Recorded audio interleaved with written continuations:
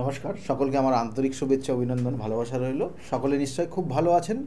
দেখুন, আমাদের এই ভালো থাকা, ভালো না থাকা দুটো ডিপেন্ড করে কিন্তু আমাদের চাওয়া পাওয়ার উপর। অর্থাৎ আপনি কি চাইছেন, কি পাচ্ছেন, কি চাচ্ছেন না, আর কি পাচ্ছেন না, এগুলো কিন্তু ডিপেন্ড করে। কিন্তু একটা দম্পতি, অর্থাৎ একটা হাজব্যান্ড ওয়াইফ, তাদের বৈবাহিক জীবনের সুখ স্বাচ্ছন্দ্য এবং সমৃদ্ধি আসতে হলে প্রথমে কিন্তু তাদের সন্তান আসাটা কিন্তু খুব গুরুত্বপূর্ণ। অর্থাৎ সন্তান কিন্তু খুব গুরুত্বপূর্ণ, কারণ একটা মেয়ে তার মা ডাক শোনাটা তার কাছে ভীষণ ইম্পর্টেন্ট। একটা ছেলের ক্ষেত্রে বাবা ডাক শোনাটাও কিন্তু ভীষণ ইম্পর্টেন্ট।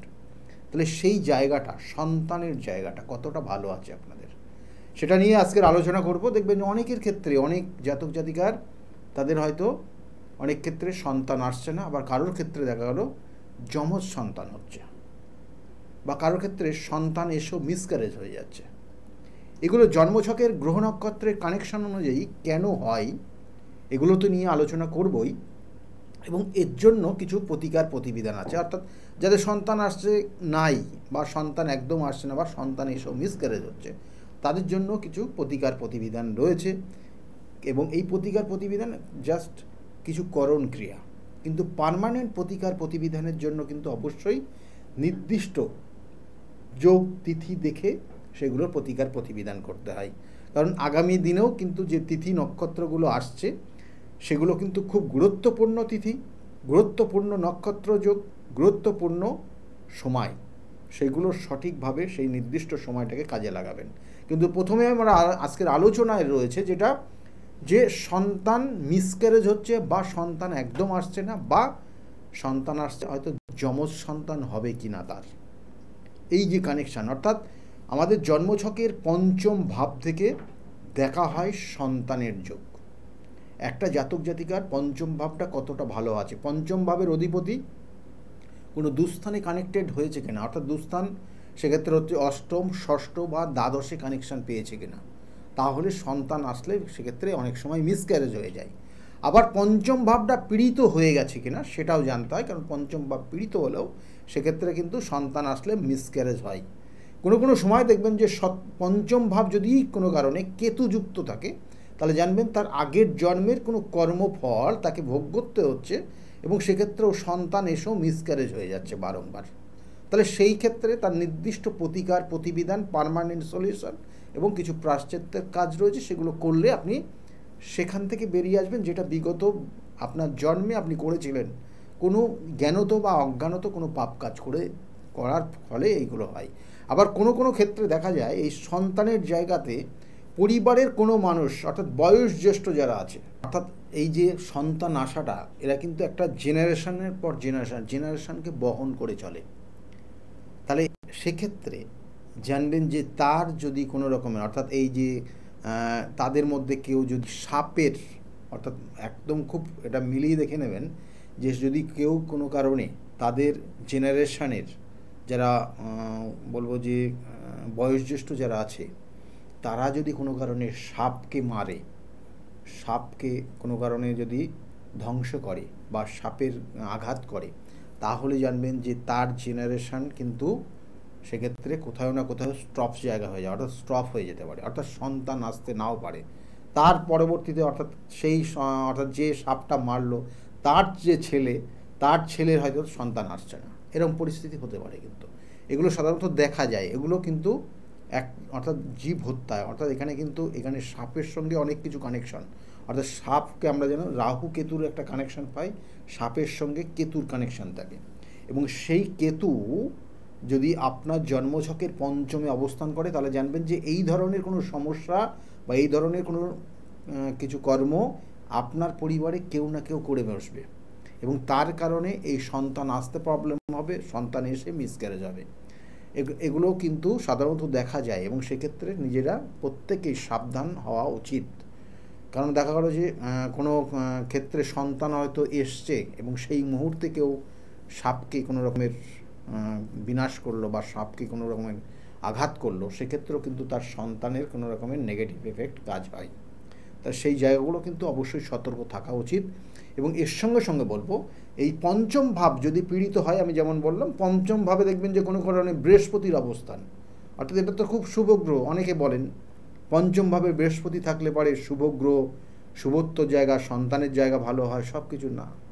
অর্থাৎ পঞ্চমভাবে বৃহস্পতি থাকলেও কিন্তু সন্তান আসতে দেরি হয়।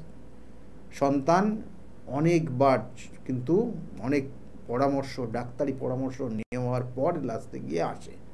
এবং এই পঞ্চম ভাব কেন বললাম, বৃহস্পতি হচ্ছে সন্তান কারক গ্রহ।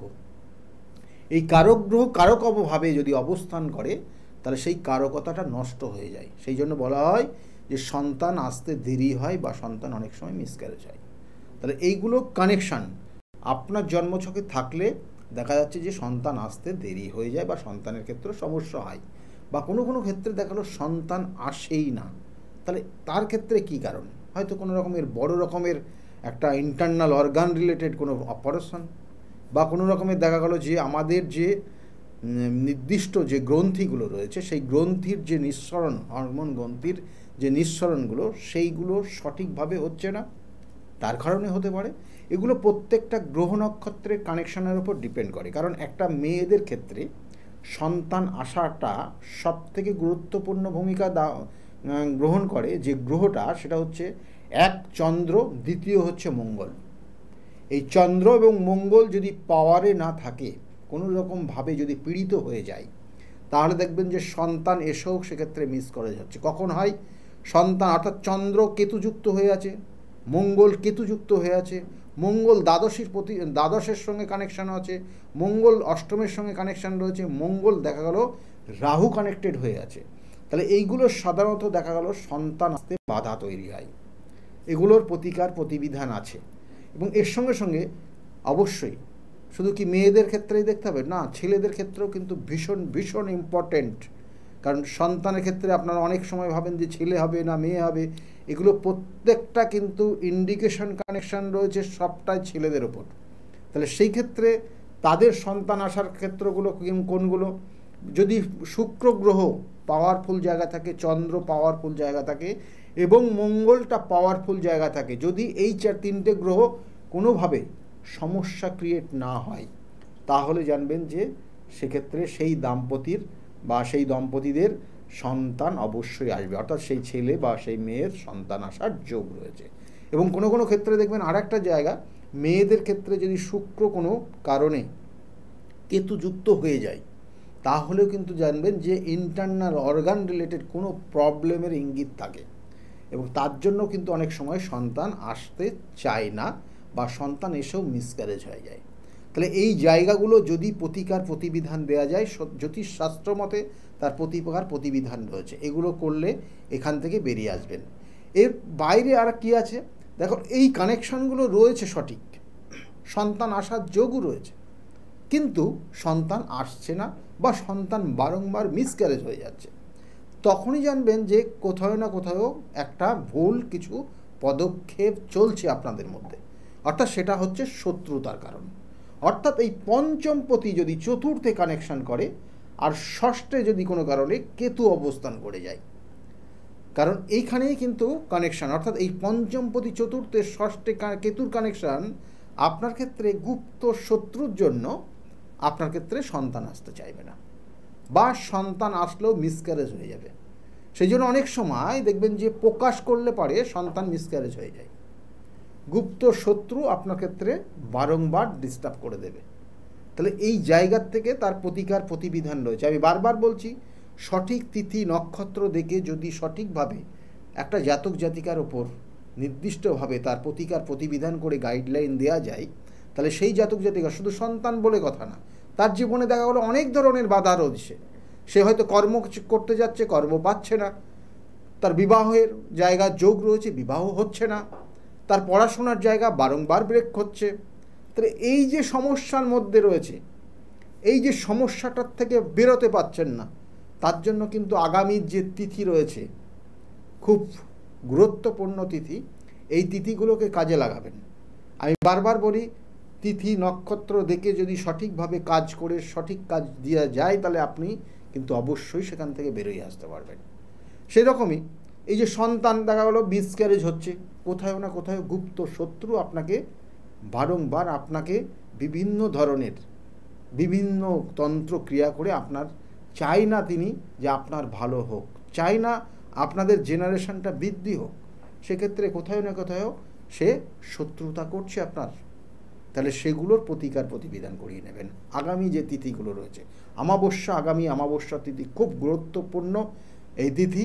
সাধারণত কিন্তু বছরে এই তিথি এইরকম একবারই আসে, তাই এই তিথিতে কিন্তু খুব খুব গুরুত্বপূর্ণ। যাদের সন্তান আসছে না, বিশেষ করে যাদের বিবাহ হচ্ছে না, যাদের কর্ম পাচ্ছেন না, বা যাদের জীবনে উন্নতির পথে আপনি যেতে পাচ্ছেন না, যাদের হয়তো পরিশ্রম করে যাচ্ছেন কিন্তু অর্থটা রোজগার করে আপনি সেটা সঞ্চয়ও করতে পারছেন না, বা আপনার মনে হাসি আনন্দটা নেই, হয়তো আপনি কর্ম করে যাচ্ছেন কিন্তু আনন্দের জায়গা পাচ্ছেন না, কখনো কখনো সন্তান নিয়ে ডিস্টার্ব, কখনো কখনো দেখা গেলো স্বামী স্ত্রীর মধ্যে সম্পর্কের জায়গায় তিক্ততা, কখনো কখনো একটা জাতক জাতিকার মধ্যে দেখা গেলো তার কর্মক্ষেত্র নিয়ে বিশাল ডিস্টার্ব জায়গা তৈরি হয়েছে, সেই কর্মক্ষেত্র জীবনকে কিন্তু সমস্যায় ফেলে দিচ্ছে। তাহলে সেগুলো চাই কিন্তু প্রতিকার প্রতিবিধান। এবং আগামী যে অমাবস্যা তিথি খুব গুরুত্বপূর্ণ তিথি, এবং এই তিথিতে কাজে লাগান। দেখুন, সন্তান আসার যে জায়গাগুলো, কোনো কোনো ক্ষেত্রে দেখবেন যে সন্তান আসলেও দেখা গেলো কিন্তু আমরা দেখি যমজ সন্তান হয়ে যাচ্ছে। কখনো কখনো সন্তান দেখা গেলো আসছে না, বা জেনারেলি দেখা গেলো আসছে না, কিন্তু টেস্ট টিউব বেবি বা এই ধরনের কানেকশান কখন থাকে। টেস্ট টিউব বেবির ক্ষেত্রে কিন্তু জানবেন যে পঞ্চম ভাবটা আপনার কিভাবে কানেক্টেড হয়ে আছে। পঞ্চম ভাবে যদি পীড়িত না থাকে, পঞ্চম ভাবে যদি ডুয়েল ক্যারেক্টারে কোনো গ্রহ অবস্থান করে, তার ক্ষেত্রে কিন্তু অনেক সময় সন্তান আসতে বাধা হয়। আবার সেক্ষেত্রে তার টেস্ট টিউব বেবির কানেকশান থাকে, এবং সেক্ষেত্রে ডাক্তারি পরামর্শের মাধ্যমে সেক্ষেত্রে কিন্তু টেস্ট টিউব বেবি নেওয়া যায়। তাহলে এগুলো রয়েছে। আবার কোনো কোনো ক্ষেত্রে দেখা যাচ্ছে যে কোনো জন্মছকের ছেলেদের ক্ষেত্রে শুক্র গ্রহটা খুব পীড়িত অবস্থায় রয়েছে, তাহলে তার জন্য কিন্তু বেশ কিছু ট্রিটমেন্টের জায়গা রয়েছে, এবং গ্রহ নক্ষত্র অনুযায়ী তার প্রতিকার প্রতিবিধানের জায়গা রয়েছে। তাহলে এগুলো করলেও সন্তান আসার যোগ রয়েছে। কিন্তু অনেক সময় দেখবেন যেটা সমস্যাটা হয় কিন্তু সেটা হচ্ছে যমজ সন্তান। এই যমজ সন্তান কখন কিভাবে হয়, কেন হয়, জন্মছকের কি কানেকশান, তার কারণে যমজ সন্তানটা হচ্ছে। দেখুন, সেই ছেলে হোক আর মেয়ে হোক, প্রত্যেকের আপনারই সন্তান, এবং সেই সন্তানকে আপনি যতটা কিন্তু স্নেহ মমতা দিয়ে মানুষ করবেন, কারণ সে আপনারই সন্তান, এবং আপনাকেই সে তার কিন্তু প্রথম ডাকটা আপনাকেই ডাকবে। তাহলে সেই ক্ষেত্রে সেই সন্তানকে আপনি লালন পালন করে তাকে বড় করে একটা নির্দিষ্ট জায়গায় পৌঁছে দিয়ে আপনার কর্তব্য। কিন্তু ঘটনা হচ্ছে যে এই সন্তান আপনার ক্ষেত্রে যমজ যদি হয়, কেন হবে? কারণ অনেক সময় দেখা যায় যমজ সন্তানের একটা সন্তান খুব ভালো হয়, একটা সন্তান একটু খারাপের দিকে যায়।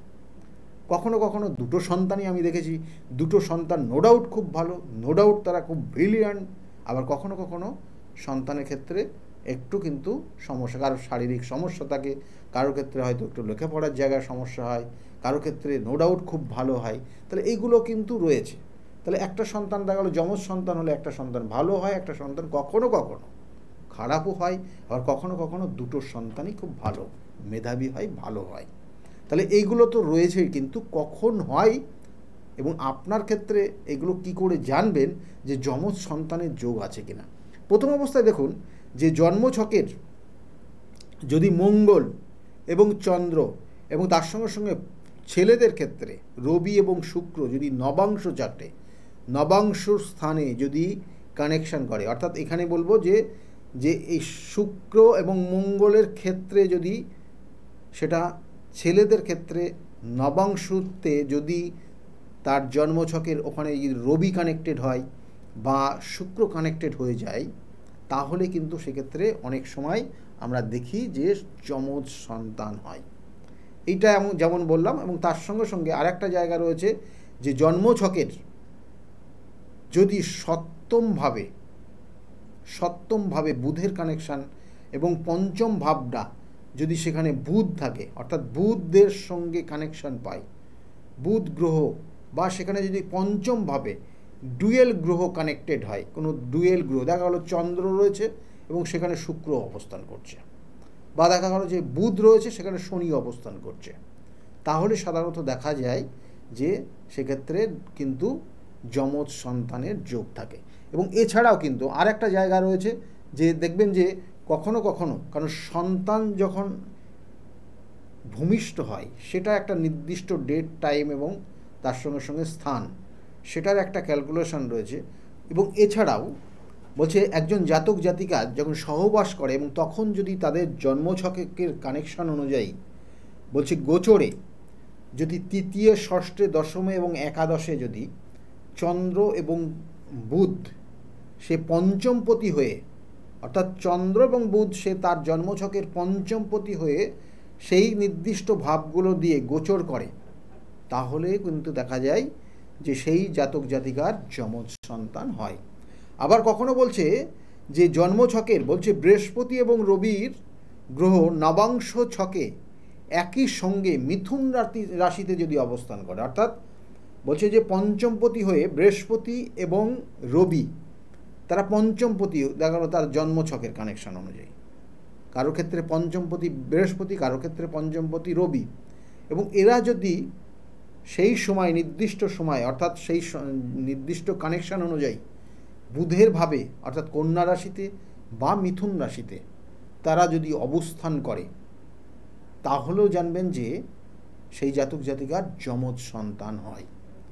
আবার যখন বলছে বুধ যখন গোচর করছে, এই গোচরে যদি পঞ্চম অর্থাৎ গোচরে যদি মিথুন রাশিতে এসে বুধ অবস্থান করছে এবং তার যদি পঞ্চম ভাব যদি ধনুরাশি হয়, তাহলে সেক্ষেত্রেও কিন্তু জানবেন যে সেই নির্দিষ্ট সময় সন্তান যে সন্তান আসবে সেই সন্তানটা কিন্তু যমজ সন্তান হবে। তাহলে এইগুলো কিন্তু পুঙ্খানুপুঙ্খ বিচার, এবং এই বিচার জন্মছকের কানেকশানের পরিপ্রেক্ষিতে হয়।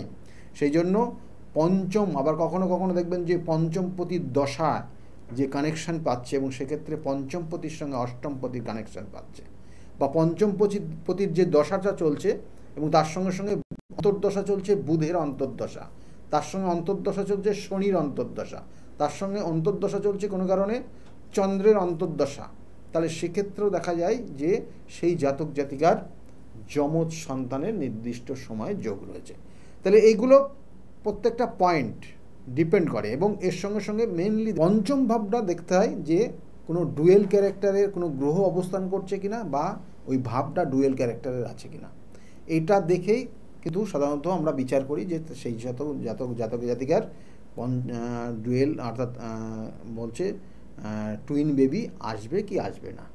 এবং এখানে দেখুন, এখানে যে কানেকশন, বিশেষ করে সন্তান না আসার তো অনেক কারণ রয়েছে। আমি যেমন একটা বললাম যে কোনো কেউ দেখা গেলো কালা জাদু, কোনো রকমের তন্ত্রক্রিয়া, কোনো ধরনের বন্ধন ক্রিয়া করে রেখেছে, যে বন্ধন ক্রিয়ার জন্য আজকে হয়তো আপনার সন্তান আসছে না, সেটা একটা যোগ। কিন্তু এই যোগগুলোকে কাজে লাগান। আমি বারবার বলছি, এই সমস্যাগুলো আপনি পুষে রাখলে তো হবে না।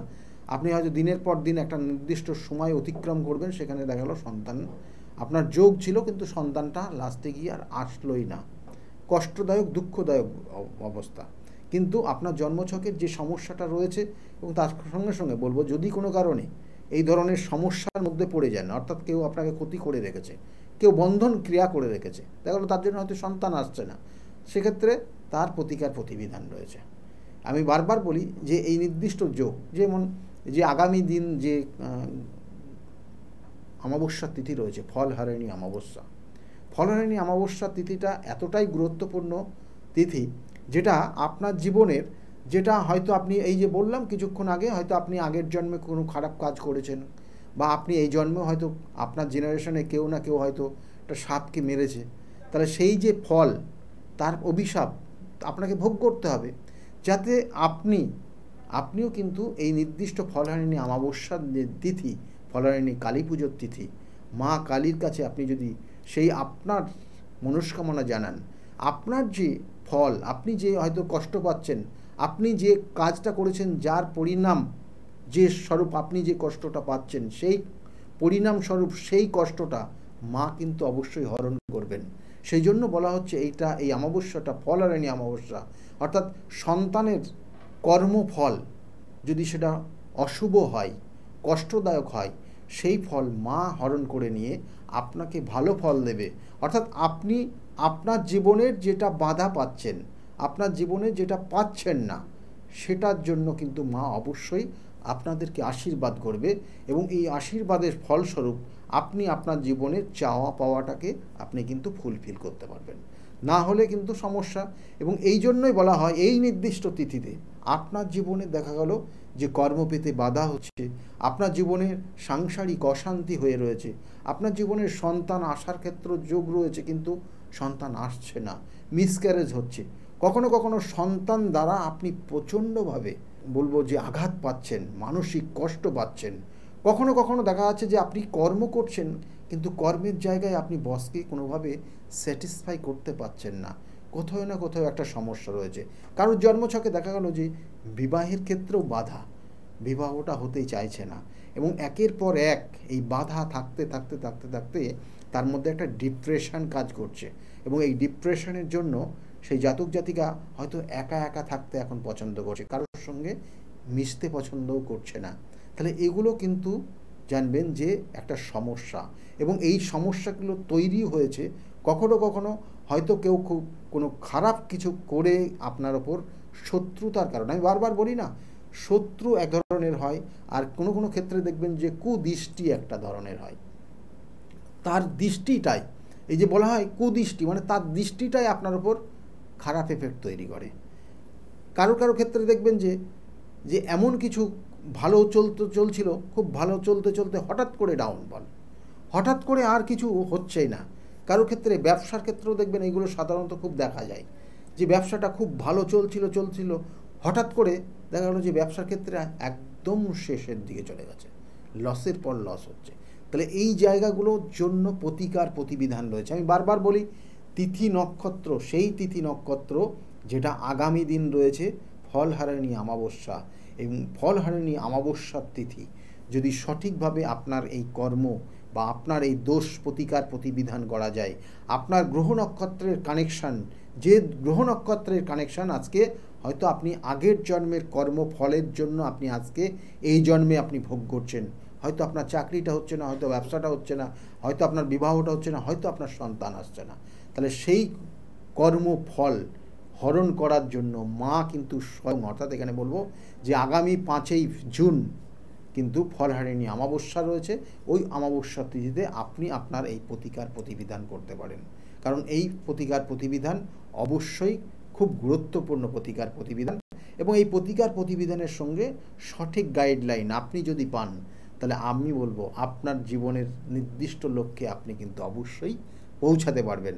আর আমার চেম্বারগুলো যদি আপনি মনে করেন আমার সঙ্গে যোগাযোগ করবেন, তাহলে চেম্বারগুলো একটু বলে দিই। প্রত্যেক রবিবার দিন কিন্তু কাঁচরাপাড়া চেম্বার রয়েছে 2টোর থেকে 6টা পর্যন্ত চেম্বার পাবেন রবিবার, আর প্রত্যেক সোমবারে কিন্তু ব্যারাকপুরে চেম্বার রয়েছে 12টার থেকে 4টে পর্যন্ত, আর 5টার থেকে 8টা পর্যন্ত আপনারা পাবেন আমাকে শ্রীরামপুরে চেম্বার, স্টেশনের কাছেই, ব্যারাকপুরে খুব স্টেশনের কাছেই রয়েছে। আর বুধবারের দিন চেম্বার কিন্তু হাওড়া ময়দানে আপনারা পাবেন, কিন্তু প্রত্যেক বুধবার 12টার থেকে 4টে পর্যন্ত, এবং বৃহস্পতিবার কৃষ্ণনগরের চেম্বার রয়েছে, প্রত্যেক বৃহস্পতিবারে পাবেন, ওখানেও 12টার থেকে 4টে পর্যন্ত পাবেন। আর শুক্রবার কিন্তু হাতিবাগানের চেম্বার রয়েছে, সেখানেও 5টার থেকে 8টা পর্যন্ত আমার চেম্বার রয়েছে। যদি মনে করেন কোথাও দেখাবেন, তাহলে অবশ্যই বুকিং নাম্বারটায় ফোন করবেন। বুকিং নাম্বারে ফোন করলে কিন্তু অবশ্যই আপনার নিজের নামটা লিখিয়ে নেবেন, এবং তার সঙ্গে সঙ্গে শনিবার করে কিন্তু বিভিন্ন জায়গায় চেম্বার রয়েছে। এছাড়াও কিন্তু বহরমপুরের চেম্বার রয়েছে, কিন্তু বহরমপুরের চেম্বারে পাবেন, বর্ধমানে পাবেন, কিন্তু তারাপীঠে বিভিন্ন ধরনের কাজের জন্য সেখানেও পাবেন, এবং সেখানে চেম্বার থাকে, মেছেদাতেও পাবেন। বুকিং নাম্বারটা ফোন করুন, আর কলের দিকে লক্ষ্য রাখুন, কোথায় কোন দিন কখন থাকছি সেটা কিন্তু ওখানে নির্দিষ্টভাবে লেখা থাকে। আর তার সঙ্গে সঙ্গে বলবো যে রেমেডির ওপর কিন্তু এখন বর্তমানে বিশেষ ছাড় রয়েছে, যেটা আগামী 2রা জুন আমার গৃহে লোকনাথ বাবার পুজো প্রত্যেক বছরের ন্যায় এবছরও হবে, এবং ওই নির্দিষ্ট দিন পর্যন্ত অর্থাৎ 2রা জুন পর্যন্ত আপনারা কিন্তু রেমেডির ওপর বিশেষ ছাড় বর্তমানে অর্থাৎ এখন পাচ্ছেন। আর বারবার বলি যে সঠিক বিচার, সঠিক বিশ্লেষণ, সঠিক প্রতিকার প্রতিবিধান এবং সঠিক গাইডলাইন আপনার জীবনকে পরিবর্তন করে দিতে পারে।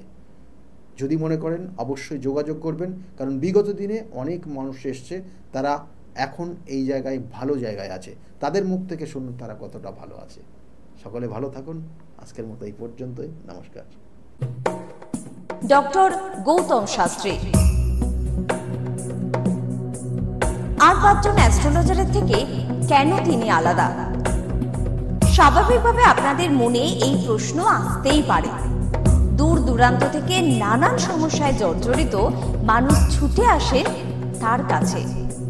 গ্রহদোষ হোক কিংবা কাল সর্পদোষ, অথবা ধরুন মাঙ্গলিক দোষ কিংবা অন্য যে কোনো সমস্যা, তারা জানেন সব সমস্যা স্থায়ী সমাধানে এক এবং অদ্বিতীয় ডক্টর গৌতম শাস্ত্রী।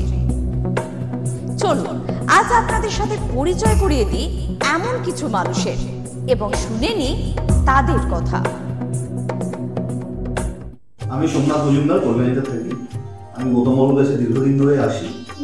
ওনার ব্যবহার, কার্যকরণ আমার জীবনের জন্য যথেষ্ট প্রভাব বিস্তার করেছে। বিশ্বাস করি, ভরসা করি এবং ভবিষ্যতে ওনার মত অনুযায়ী চলতে পারবো বলে বিশ্বাস করি। আপনার নাম? আমার নাম ছায়া গুপ্তা। কোথা থেকে আসেন? আমি বজ্রেশ্বর থেকে এসেছি। এখানে এসে কোনো উপকার পেয়েছেন? প্রচুর উপকার পেয়েছি। আমার যে কোনো সমস্যা ছিল, সমস্যার সমাধান হয়েছে এবং আমি ছাড়া আদার্স অন্য কারোকে নিয়ে এসেছি, তারাও উপকার পেয়েছেন বা পাচ্ছেন। আগামীকালও যারা আসবেন তারা উপকার পাবেন। আপনাদেরকে অনুরোধ করছি, যার যে কোনো সমস্যা আছে এসে গৌতম শাস্ত্রীর সঙ্গে যোগাযোগ করুন। আপনার নাম? আমার নাম সুচিত্রা দাস। আমি পায়রাডাঙ্গা থেকে এসেছি।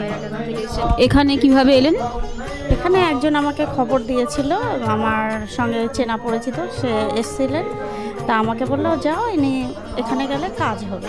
তার সূত্র ধরেই আসা এখানে। উপকার পেয়েছেন? হ্যাঁ, আমি এসেছি আমার 2 ছেলের জন্য, আমার নিজের জন্য। আছি, ভালো আছি। তার মানে আপনি যার রেফারেন্সে এসেছেন তিনি প্লাস আপনি, আপনারা সবাই উপকৃত হয়েছেন, তাই তো? হ্যাঁ, উপকৃত আছি। আপনার নাম? কোথা থেকে এসেছেন? শিবানী কর্মকার। আমি এই দমদম অঞ্চল থেকে এসেছি, মানে বাঙুর থেকে এসেছি। এখানে কিভাবে জানতে পারলেন? আমি ফেসবুকের মাধ্যমে জানতে পেরেছি ডক্টর গৌতম শাস্ত্রীর কথা। উনি হাতিবাগানেও বসেন, সেখানেই আমি গিয়ে যোগাযোগ করেছি আর কি। যোগাযোগ করার পর আমি ওনার বাড়ি কাঁচরাপাড়ায় এসেছি রটন্তী কালী পুজোর উপলক্ষে পুজো পাঠে যোগদান করার জন্য। আমার এসে বেশ ভালো লেগেছে। ওনার এখানে সবাই কি বলবো, ভক্তি সহকারে মানে নিজের ওনার উনি যা বলেন মোটামুটি ভালোই উপকার হয় মানুষের। শুনেই আমি এসেছি। আমিও প্রথম এলাম, এসে দেখছি চারিদিকে জনসমুদ্র, থেকে খুব ভালো লাগছে। আশা করি আমি যে উদ্দেশ্য নিয়ে এসেছি সেটা নিশ্চয়ই কার্যকরী হবে, এই আশা রাখি আর কি ডক্টর গৌতম শাস্ত্রীর কাছে। নমস্কার, আমি শর্মিষ্ঠা। আমি দীর্ঘ 5 বছর ধরে গৌতমদার কাছে আসি। আমি যখন প্রথম এখানে এসেছিলাম, আমার ব্যবসায় প্রচণ্ডভাবে ক্ষতি হয়েছিল, কোনো উন্নতি ছিল না, নেগেটিভিটি আর ডিপ্রেশন আমাকে ঘিরে ধরেছিল। তো এক আত্মীয়র কথা শুনে আমি এখানে আসি। আসার পর দাদা আমাকে যে অ্যাডভাইসগুলো করেছিল এবং যে উনি ক্রিয়াগুলো আমায় করতে বলেছিল, সেগুলো আমি করার পর খুব ভালোভাবে উপকার পাই। ফলে আজ থেকে 5 বছর আগে যে পরিণামটা ছিল ব্যবসার লস, সেই লস থেকে আমি প্রচণ্ড ভালোভাবে রিকভারি শুরু করিনি, আমি সাকসেস পেয়েছি। এরকম অনেক সময় হয়েছে যে দাদা আমাকে বলেছিল যে এগুলো করলে ভালো হবে না বা এটা করো না, আমি না শুনে নিজের মতন করে করেছিলাম। ফলে সেখানেও আমার ক্ষতি হয়েছিল। এই ক্ষতি হওয়ার পর থেকে উনি যখনই আমাকে যা বলে আমি সেইগুলোই আমি শুনে চলি এবং প্রত্যেকটা পদে পদে তার প্রমাণ মেলে সাকসেসের মাধ্যমে। আমার সাকসেস হওয়ার পর আমি আমার বন্ধুদেরও এখানে রেফার করেছি, যাদের পার্সোনাল এবং প্রফেশনাল লাইফে যে সমস্ত প্রবলেম ছিল তারা সেগুলোর থেকে রিকভার করে বেরিয়ে এসছে, খুব উন্নতি লাভ করেছে। এই সমস্ত ঘটনা আমাদের এবং আমার বন্ধু বান্ধবের জীবনে এতটাই একটা পজিটিভ সাইন এনেছে, আমি এবং আমার বন্ধু এবং আমার আত্মীয়রা সবাই আমরা ডক্টর গৌতম শাস্ত্রীর কাছে আমরা সবাই উপকৃত লাভ করি এবং আমরা ডক্টর গৌতম শাস্ত্রীর কাছে অসংখ্য ধন্যবাদ জানাই, উনি আমাদের এত সুন্দরভাবে অ্যাডভাইস করে থাকেন বলে। আমি কস্তুরী সরকার, আমি কাঁচরাপাড়া থেকে আসছি। আমাকে মা ক্লাস 12-এ ডক্টর গৌতম শাস্ত্রীর কাছে নিয়ে আসে। তো সেখানে আসার পর আমাকে ডক্টর গৌতম শাস্ত্রী কিছু রেমেডি দেন, তো আমার খুব সাহায্য হয় তাতে। তারপর আমার পড়াশোনা কমপ্লিট করার পর কাকু বলেন যে আমাকে গ্র্যাজুয়েশন আর ITI করার জন্য। তো তো সেখানে করে আমি ভালো ফল পেয়েছি। তারপর আমার চাকরি লাইনে আসা, তো ডক্টর গৌতম শাস্ত্রী বলেন যে আমি এই মাসের মধ্যে একটা ভালো চাকরি পাবো, তো সেটা 1 মাসের আগেই আমি পেয়ে গেছি। তো আজকে সেটাই জানাতে এসেছি কাকুকে যে আমি চাকরি পেয়েছি। তো আপনারাও যদি আসতে চান, ভালো ফল পেতে চান, কাকুর সাহায্য পেতে চান, তো আপনারাও আসুন। আশা করি আপনারাও ভালো ফল পাবেন এবং সাহায্য পাবেন। নমস্কার। নমস্কার, আমি জয়িতা গুহু।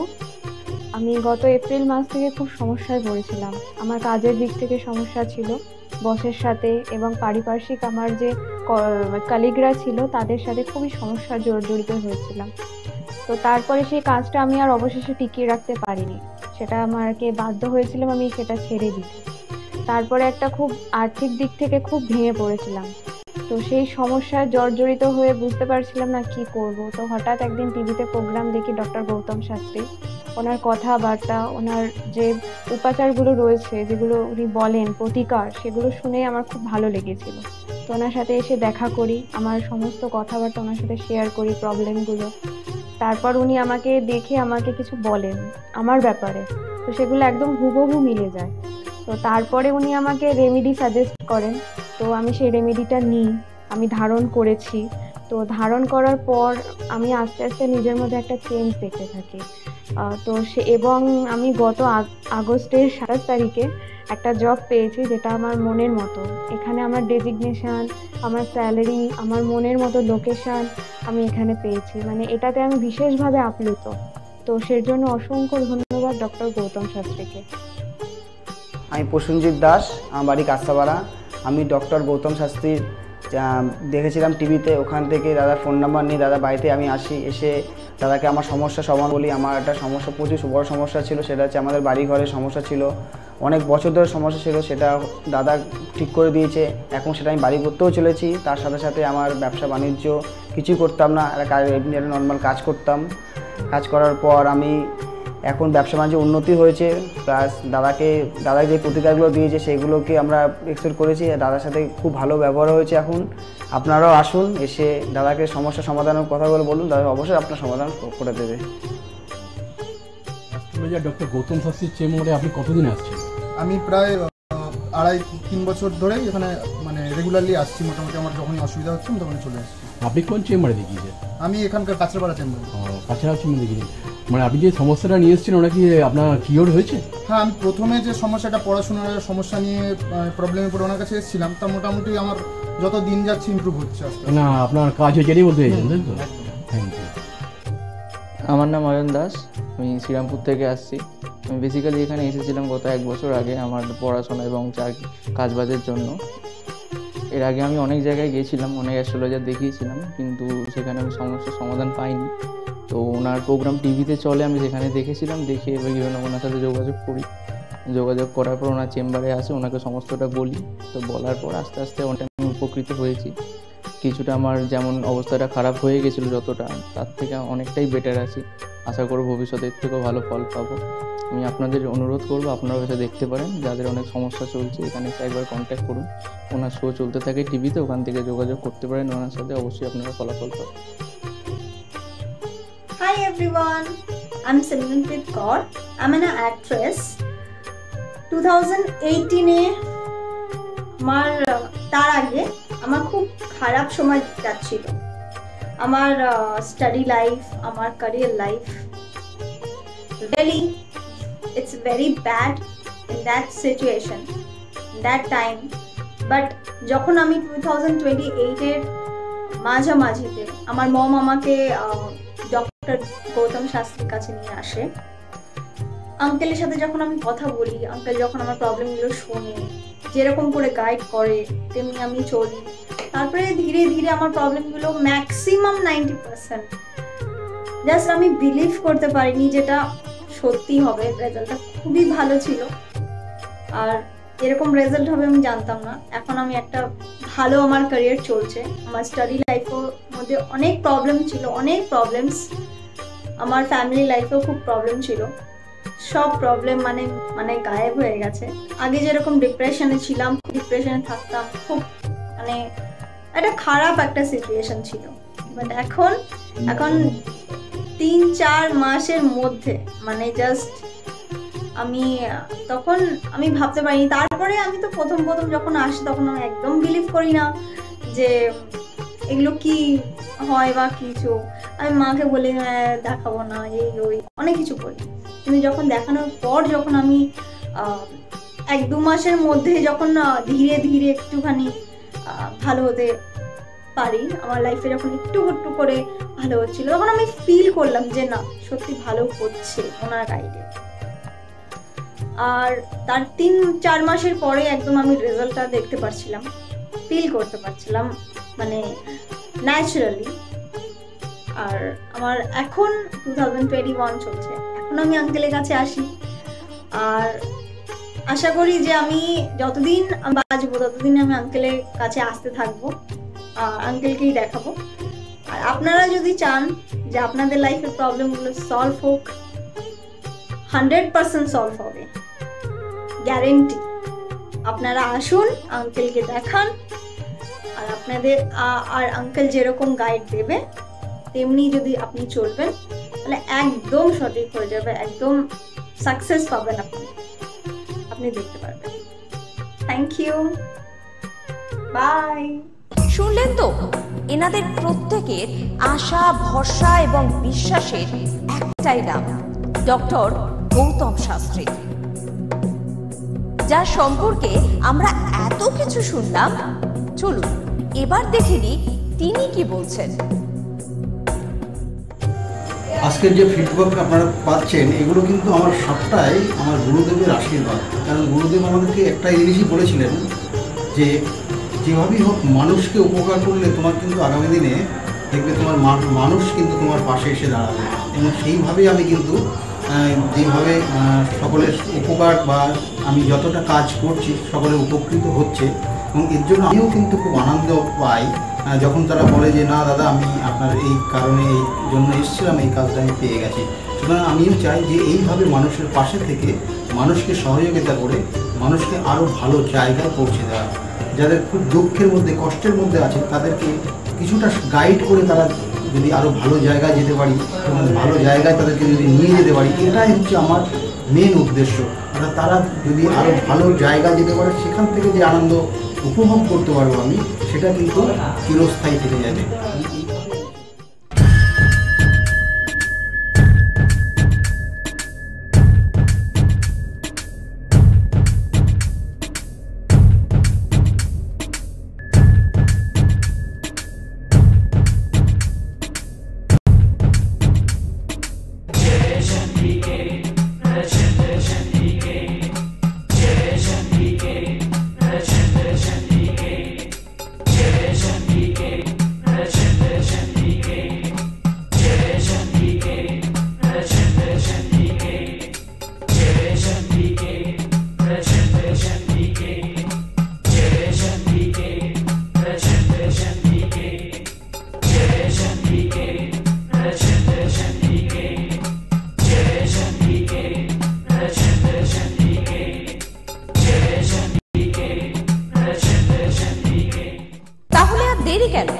চটপট ফোন করুন 9836410969 অথবা 8335805241 এই নাম্বারে। শুধুমাত্র একটি ফোন যা পাল্টে দিতে পারে আপনার গোটা জীবন। জ্যোতিষবিদ, বাস্তুবিদ, হস্তরেখা বিশারদ ও spiritual guide doctor Gautam Shastri, এক এবং অদ্বিতীয়।